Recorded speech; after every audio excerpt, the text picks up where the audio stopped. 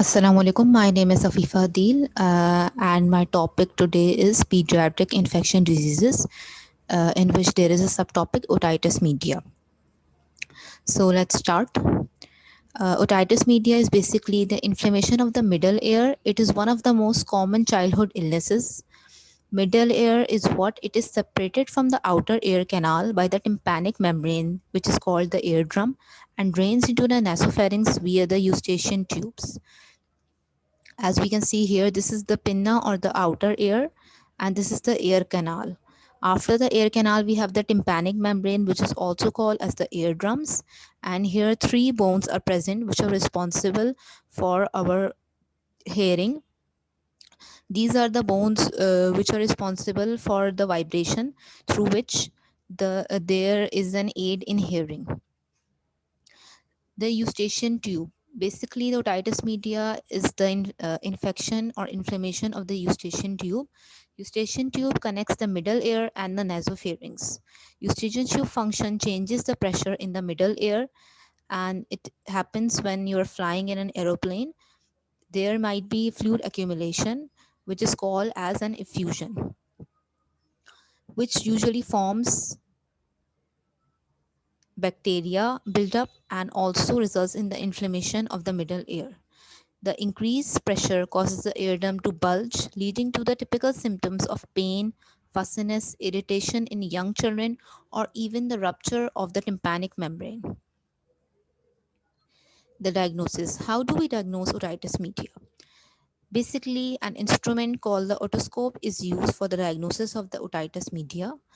Otoscopic examination is done in which we can see the presence of a dull red bulging tympanic membrane which shows redness and shows no movement during insufflation. Application of slight changes in air pressure in the ear canal. It can be due to certain bacterial infections or can be associated with allergies, which can include respiratory infections, viral respiratory tract infections. It can also impair the eustachian tube function. What is the function of the eustachian tube? Eustachian tube's function is basically to maintain an amount of pressure in our ear with the atmospheric pressure of the surrounding. The otitis media peaks between 6 months and 3 years of age. It is very common in children and is thought to be most likely due to eustachian tube obstruction. What are the diagnostic features which are recommended by the American Academy of Pediatrics? Let's move on to that. A history of recent, usually acute onset of signs and symptoms of middle ear infection, and there is fever. Temperature is very high, that is 100.4 Fahrenheit or 38 degrees centigrade. There is middle ear effusion, as we can see here in this diagram that there is middle ear infusion. There is an accumulation of air fluid inside the ear membrane. There is a bulging of the tympanic membrane, limited or absent mobility of the tympanic membrane, discomfort clearly referable to the ear that results in interference with normal activity or sleep, drinking while laying down in infants, air fluid level behind the tympanic membrane or otoria, presence of either distinct erythema of the tympanic membrane or distinct otalgia. As we can see here, there is effusion in the air fluid, and here this is the acute otitis media, in which there is redness, and there is, you can see the nerves here. Next, we can move on to the tympanometry. This is also a diagnostic test. During a tympanometry test, a small instrument is used to measure the air pressure in the child's ear, and it determines if the eardrum is ruptured or not. We can see here, these are the sample tympanograms here. Here the air pressure is built up. A negative air pressure has been built up here, and here air pressure is built up. Next, we can move on to the reflectometry. During a reflectometry test, the doctor uses a small instrument that makes a sound near your child's ear. Doctor can determine if there is fluid in the ear by listening to the sound reflected back from the ear. Next, we can also conduct some hearing tests. If there has been persistent otitis media or there has been chronic otitis media, to check out whether the hearing of a child has been affected or not. Next, move on to the pathophysiology. There is obstruction at the eustachian tube isthmus, which is the narrowest portion, which results in accumulation of middle ear secretion. Secondary bacterial or viral infection of the effusion causes separation and features of acute otitis media. Basically, an allergy can also be there, or an upper respiratory tract infection can also be there, which causes congestion and swelling of the nasal mucosa, nasopharynx, and the eustachian tube. First, let's move on to the bacterial infection. The most common cause is the bacterial infection of the ear, which is usually caused by Streptococcus pneumoniae, Haemophilus influenzae, or Moraxella catarrhalis. These are the most common strains which are found in the bacterial infection of otitis media. We have some cases have also been reported of penicillin resistant S pneumonia, which is also usually common and causes recurrent and persistent acute otitis media. Acute otitis often has been treated with an antibiotic despite controversial evidence in support of the routine use of antibiotics for this condition. Basically, this condition is also decreased with increased immunizations, with increased vaccinations. Otitis media in children has been reported to be decreased. Next, we will move on to the viral infection. The viral infections are also responsible for otitis media. The most common viruses which are responsible are usually influenza, which causes our flu. Adenovirus, rhinovirus is also responsible for flu. Coronavirus, enterovirus, parainfluenza virus, metapneumovirus. Co-infection is also present with bacterial infection. Like there is bacterial plus there is viral infection, which is usually in more than 40% of the cases. Basically the clinical features, we can move on. There are different conditions which depends on to the infection whether it is viral or not, or and sometimes it is co-infection with the bacterial. Otitis media with effusion. Typical clinical features that we see here are asymptomatic persistent middle ear effusion confirmed by the tympanometry, acute otitis media, recurrent clinical diagnosis of acute otitis media in less than 3 to 6 months of children with red tympanic membrane and ear pain has been reported. Recurrent acute otitis media means that recurrent, that it is occurring again and again. Here also clinical diagnosis has been carried out, which reports red tympanic membrane and ear pain. And here there is recurrent ear pain. Chronic supportive otitis media. Here the main clinical feature is what, that there is discharge. There is discharge through a perforated tympanic membrane that usually occurs from 2 to 6 weeks. And here we usually need to take much more this into consideration, as it can also damage the tympanic membrane or the eardrum, which can lead to hearing loss. Treatment, let's move on to the treatment. The first infection, no modifying factors present. Initial infection is treated by first line therapy, which is the amoxicillin, which is 40 to 45 mg per kg day, or high dose amoxicillin, which is 80 to 90 mg kg per day. Dose selection depends on the patient's experience and resistance and history too. Treatment failure at day 3.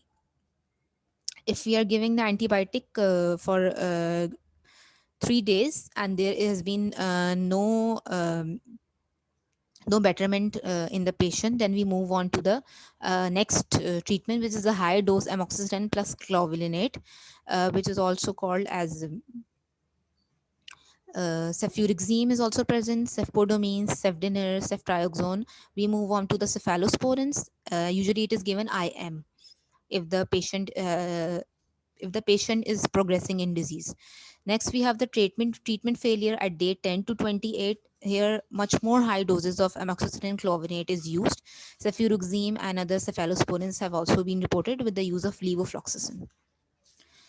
Next, we have the modifying factors present. If there is the modifying factors, like there has been other factors included. We use first line therapy, that is the same for high dose amoxicillin and cephalosporins. Next, we have the treatment failure at day 3. Here, ceftriaxone IM, levofloxacin has been used here with clindamycin. Clindamycin is basically used when there is tympanosynostosis for culture. We usually carried out a culture sensitivity test too Treatment failure at day 10 to 28, high dose amoxicillin clovinate, cefuroxime, cefepodimine, cefdinir with IM ceftriaxone, levofloxacin, and tympanosynotesis for culture, same has been carried out. We also do the symptomatic treatment like pain management, because there has been greater pain and there is irritability in children basically. So we start with acetaminophen, 15 mg per kg every 4 to 6 hours depending on the condition, and then we can also use the ibuprofen, 10 mg per kg every 6 hourly. We can also use another oroglan that is used for local analgesia. Antihistamines can also be carried out if there has been an allergy, which relieves the nasal allergies, but they may also prolong middle ear effusion. Oral decongestants may be used to relieve nasal congestion if there is congestion present. However, neither antihistamines nor decongestants of routinely are recommended. We only use it to relieve the nasal congestion. Corticosteroid has no use here. We do not use it in otitis media. Basically, complications are there. If ear infection usually clears up without intervention, but they might reoccur. These rare but serious complication may follow an ear infection. There has been much more complication in otitis media if it is not treated properly. There's central perforation which can cause acute mastoiditis, pus in the mastoid ear cells, which may erode through the bone, forming a subcutaneous collection of pus which can lead to hearing loss, speech or language delay in children, mastocytitis, an infection of the mastoid bone in the skull, and it can also lead to meningitis. Meningitis is what a bacterial infection of the membranes covering the brain, and the most severe problem here is that it can also lead to the ruptured eardrum. A normal human, you can see here in the diagram, a normal human right tympanic membrane, and here there's the rupture or the perforation of the eardrum which could lead to the permanent hair loss.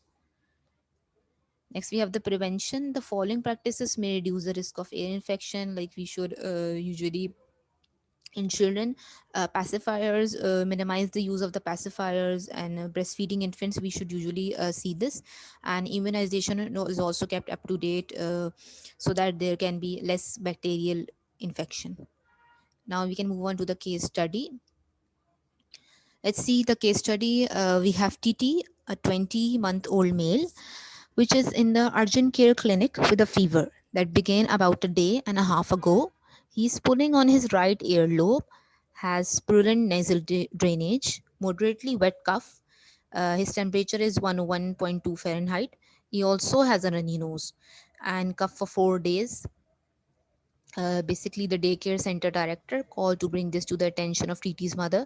He has had several episodes of wheezing over the last 5 months, which now is considered to be asthma by his pediatrician. He now uses a nebulizer. TT's father has also discontinued smoking of cigar in the house, and immunizations are up to date. According to his mother, TT had experienced one case of otitis media when he was 8 months old, which responded to amoxicillin. Another one at a 15 months of age about he also had a flu and has two URIs, which is the relationship between TT's URI, potential bacterial infection, and why should or should not he be treated with medication. So let's move on to the SOAP note. Here, subject we have a 20-month-old male with a fever of 101.2 Fahrenheit, has a runny nose and cough with air pulling. History is what at 5 months he experienced wheezing, which was diagnosed as asthma. So he also has a history of asthma, uses a nebulizer. At 8 months, experienced otitis media, which responded to amoxicillin. Okay, he has already been treated with amoxicillin in the past. The child's physical examination, basically we carry out an otoscopy, uh, so we can find out whether he actually has again otitis media or not. Diagnostic findings for the examination, including pneumatic otoscopy, reveals bulging and red tympanic membrane in both ear, right greater than left. Upon injecting air, the child cries more intensely, so the left tympanic membrane is somewhat mobile but the right is not. Okay, TT sent home with a provisional diagnosis of AOM, which is acute otitis media. Antibiotics were not prescribed, and the patient's parent was instructed to observe for the next 48 hours. Basically, They are just given him, we will just give him for the pain, acetaminophen or ibuprofen, and then we have sent him home. So assessment is what here, by the American Academy of Pediatrics in 96, they proposed that we should reduce antibiotic for the treatment of OME and for the prophylaxis of recurrent otitis, because here it has been recurrent otitis. He had been dealing with otitis in the past when he was 8 months old. So this is a recurrent otitis media case. AOM features rapid onset of acute illness, fever, irritability, otalgia, along with signs of middle ear inflammation and effusion. OME, otitis media effusion, features signs of middle ear inflammation and effusion in the absence of acute illness. TTS fever, irritability, otalgia, red bulging tympanic membranes are consistent with diagnosis of the acute otitis media. Okay, so basically he was sent home for the 48 hours. This is called the wait and see strategy. The wait and see strategy has been employed for TT because of the studies in these cases, that basically studies has been carried out that 38% of the wait and see group who eventually filled the antibiotic prescription at the parents' discretion had statistically long periods of pain and fever. Like if they're treated initially before waiting, so they require more and more time for having to come back to the normal condition, and they also experience the episodes of vomiting.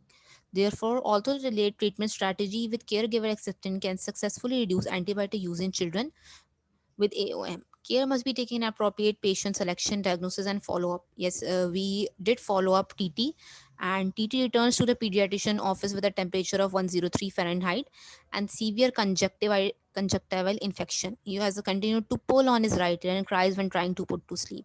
So basically, what we have established that he has an acute otitis media, and here conjunctival infection is also reported. So what we are moving on to the next step, which is the empiric treatment. The likely organism for TT is H. influenzae for several reasons.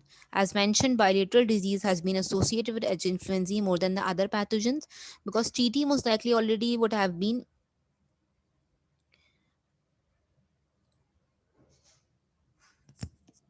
No.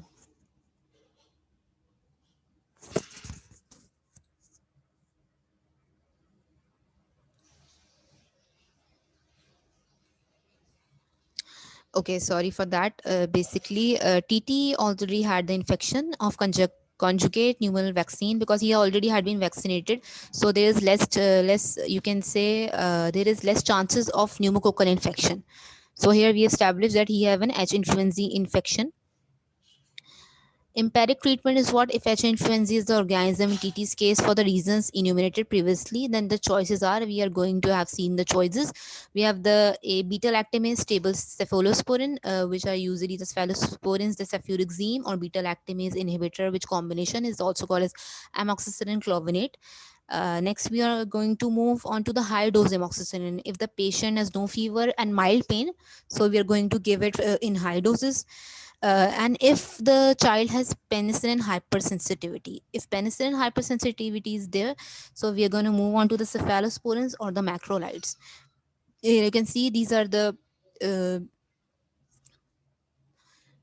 are the symptoms of a child who has otitis media. Next, we are going to move on to the S. pneumonia strains. We also have S. pneumonia strains. Like basically, S. pneumonia strains, if there are find out in the culture sensitivity tests. So high doses regimens of amoxicillin and amoxicillin clovinate are recommended to enhance the efficacy against no susceptible strains of S. pneumoniae.